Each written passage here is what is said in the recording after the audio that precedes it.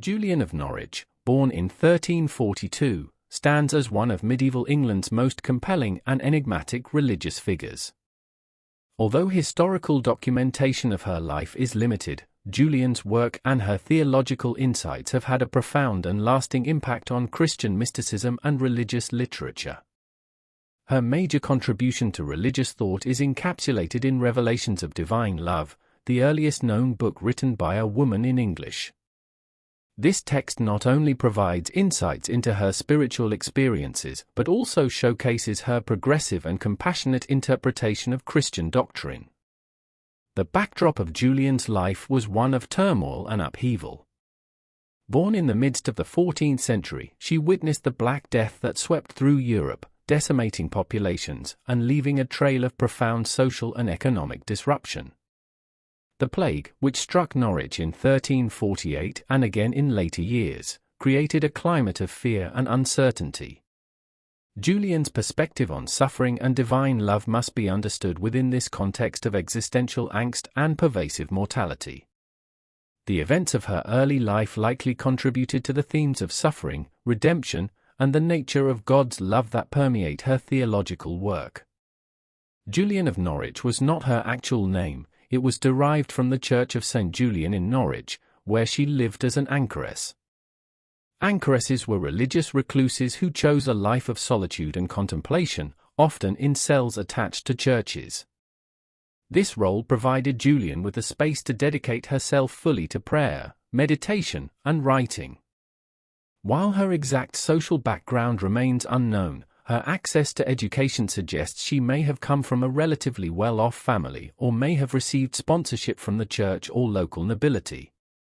At the core of Julian's spiritual legacy are the 16 revelations, or showings, she experienced during an illness in 1373 when she was around 30 years old.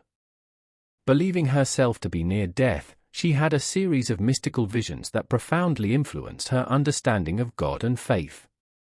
These visions, which she later documented in Revelations of Divine Love, provide a vivid portrayal of a God characterized not by wrath or judgment, but by overwhelming love and compassion.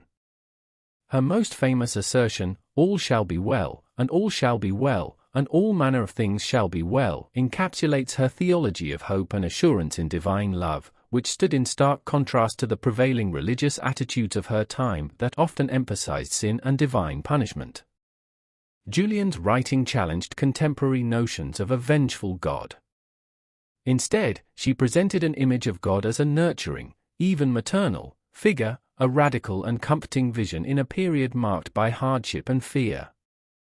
This idea of divine motherliness, alongside her emphasis on the essential goodness of creation and God's boundless love, provided a source of solace for those who suffered in the physical and spiritual tumult of the medieval period.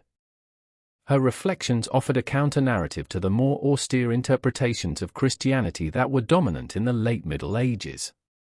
Despite living in a time when women's voices were marginalized, Julian's work has endured for centuries, influencing subsequent generations of mystics, theologians, and lay Christians alike. Her nuanced understanding of suffering, love, and divine purpose has continued to resonate, particularly in contemporary discussions of spirituality that emphasize compassion and inclusivity. Today, Julian of Norwich is celebrated not just for the rarity of her written contributions but for the depth and timelessness of her vision of a loving, nurturing, and ultimately redemptive God. Thanks for listening. Like, comment, and subscribe to Medieval Chronicles 1066 for more journeys back to the Middle Ages. Stay curious.